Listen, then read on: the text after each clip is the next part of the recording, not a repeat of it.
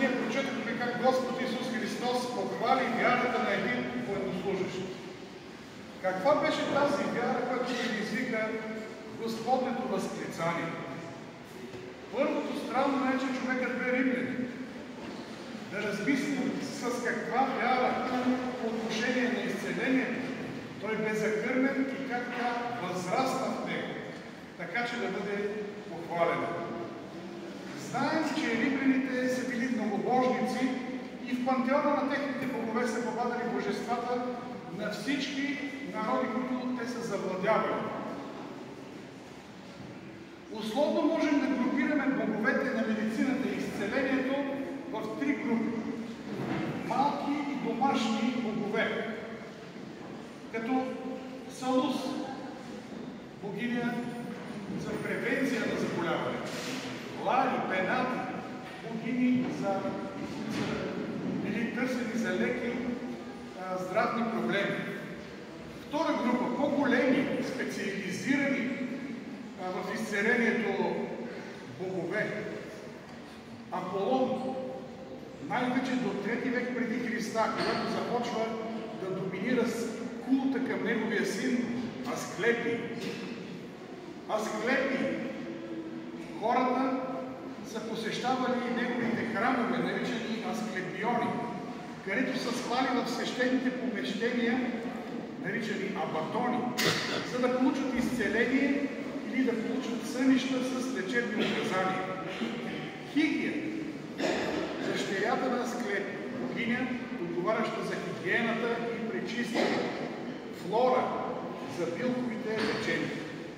И на трета група, всъщност то не е група, защото там е върховният бог, разбира се в кавички, Юпитер, който съответства на гръцкия Зевс, защитник от болести на целия народ и най-вече от епидемии. Той бил пазител на закона, реда и справедливостта, а неговият култ бил централен в държавната религия. Никой от тези богове обаче не бил всемогъщ. Всеки отговарял за определена област от живота, а Юпитер бил по-скоро арбитър между тях. Римляните са били много внимателни в култовите си практики, за да не предизвикат гнева на по-малките божества, докато почитат висшите, както и обратното, разбира се.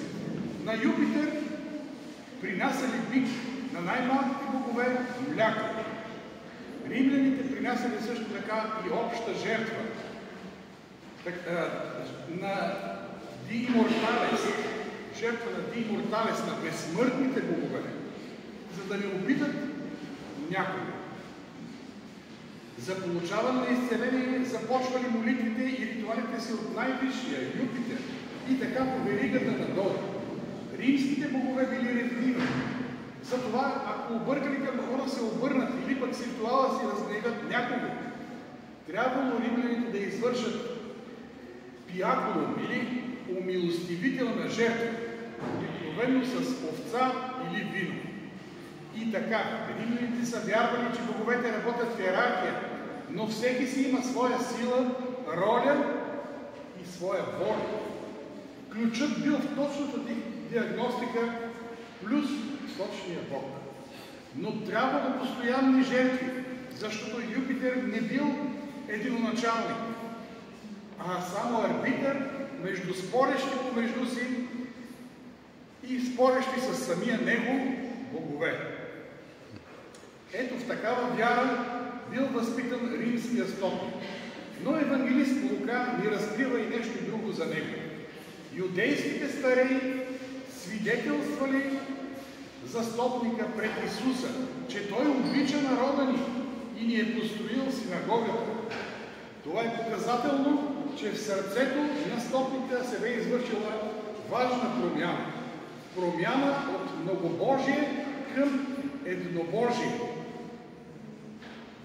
Той беше станал вече крайно скептичен към действието на тези фалшиви богове. Яхве бе заел мястото на единствения и всемогъщ Бог. Тази промяна, разбира се, не била подкрепена с обрязване и видимо преминаване в юдейската религия, но делата на стотника говорят ясно. В сърцето си той вече бил отхвърлил същества, създадени от грешните човеци, по затъмнения човешки образ и подобие. Предстояла му най-решителната крачка към спасението, да разбере и повярва в Христовите думи, който е видял мене, видял е и Отца. Изтопникът направил тази крачка. Той схвана това, в което мнозина юдеи се препънаха. И защо се препънаха? Защото за разлика от фарисеите, в стотника се намираха някои неща, които му помогнаха да види със сърцето си Спасителя. На първо място, любов към ближния. И то не само към роднините. Любов към слугата. Смирение. Не съм достоен да влезеш под покрива. Забележете, това го казва един римлянин, като така поставя себе си по-ниско от презирните некултурни юдеи. Казва го един римски офицер с много по-висок статут от статута на някой провинциален юдейски дърводелец. Ето това е смирение. Добродетелност.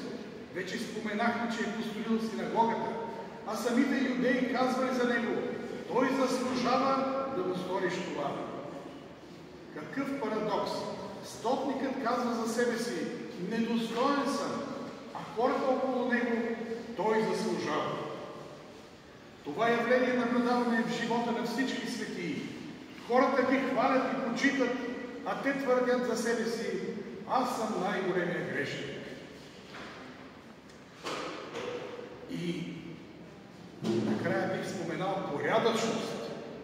И използвам тази дума, за да характеризирам едно все по-рядко срещано днес качество. Разбирането и зачитането на реда и хармонията в Божието творение. Юдейската религия била строго монотеистична. Бог е Творец, който е на върха на пирамидата. По-надолу са ангелите, хората, животните, растенията, неживата природа. В самия ангелски чин има йерархия на служението, както и в човешкия син е на лице такава.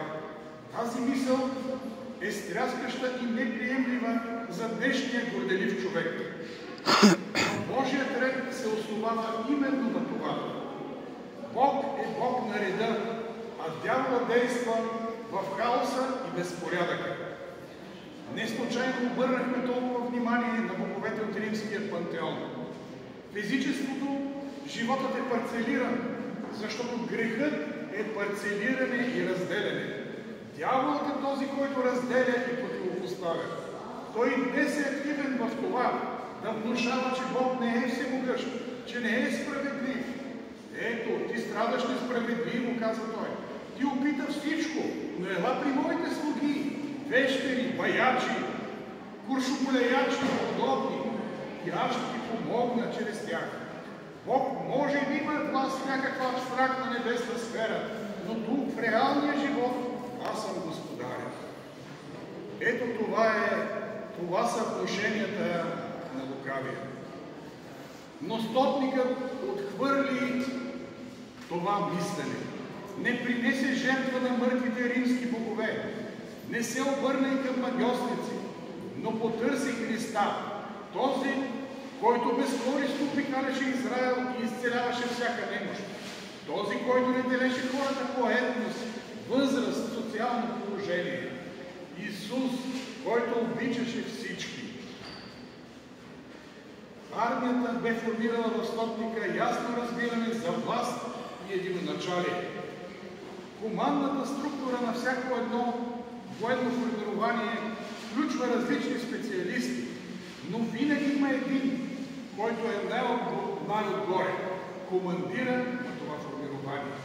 Той може да се вслуша в своите заместници по направление, но може и да не се вслуша. Решението винаги е негово. Той е командир, единоначалник и цялата власт произтича от него и е в него. Ето и думите, които конкретно очудиха Господа. Нали и аз съм човек подчинен на по-висока власт? Имам войници подчинени на мене. На един казвам иди и отива, на друг ела и идва, а на слугата си направи това и той го прави. Ето това е йерархия. Йерархията е принцип, който действа независимо от характера на началника. Може да е с лош характер, но щом е законен, трябва всеки по веригата надолу да се подчинява. Ако е слаб управленец, и крайният резултат ще е слаб, но тези, които са под него, са длъжни да му се подчиняват. И апостол Павел, ако си спомняте, също така съветва: подчинявайте се на властите, дори и на опърничевите. По-долните могат да възразят, но не и да наложат своята воля над висше стоящите. Бог е най-отгоре в тази йерархия. Той е над творението и цялото творение му е подчинено. Ако и една част от това творение да се е разбунтувала. Най-добрата вест обаче е, че освен всемогъщ, Бог е и любящ. И това знание е в основата на нашата вяра в Бога. Стотникът се обръща към Исус с Господи и това показва вярата му, че Исус е повече от пророк, че има власт не само в едно направление, както са претенциите на римските богове, че владее над природата, над бесовете и болестите, владее дори над смъртта. Исус е много повече от пророк, защото пророкът е слуга, който предава на другите хора волята на Господаря си. А Исус е този, от който излиза заповедта. Най-висше Господаря. Той е повече от подател. Той е подател на здравето и живота. Всички тези фактори се смесили в едно, подобно на съставките на силно многокомпонентно лепило. И в резултат на това в сърцето на стотника се изпълнило с увереност, че една Исусова дума е достатъчна и Божиите слуги, ангелите, ще донесат изцеление на неговия слуга. В днешния евангелски текст ние виждаме поредното потвърждение на думите на светия апостол Павел.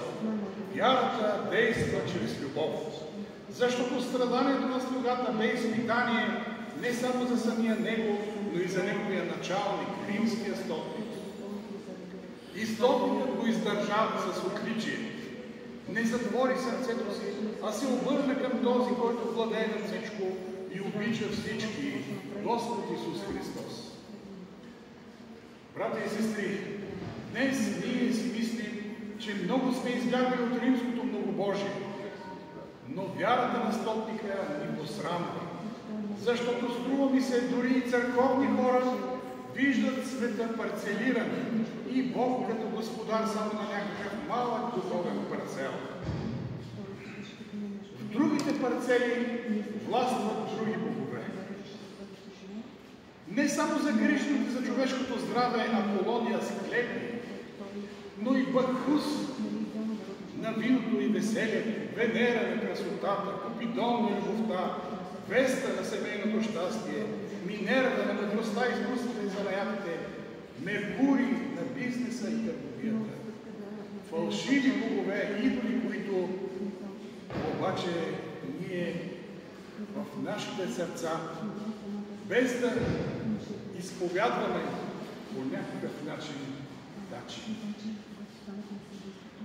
тайно властват те в сърцата на мнозина и това съвсем не е пресилено. Когато не виждаме Божията ръка във всичко, което е в нашия живот, когато не сме благодарни на Бога, тогава ние въздигаме тези фалшиви божества, дори да не поменаваме техните имена. Когато не виждаме в излекуването ни ръката на Яхве Рафа или Бог, който изцелява, тогава земният лекар става малък Бог. Кланем му се и го величаем, а забравяме, че ако Бог не даде здраве, лекарът е безсилен, колкото и старание да вложи. Независимо дали осъзнава или не, лекарът е само слуга, подателят на здравето е Бог. Лекарят е просто един служител Божий по тази верига, за която говорихме на Ерах. Римският стотник е вечен пример за силна вяра. Нека Бог да ви даде Неговата любов, Неговото смирение, добродетелност и прозрение за Божия ред в творението. Върху тези стабилни основи стъпва вярата, която ни спасява. Вярата, която върши чудеса.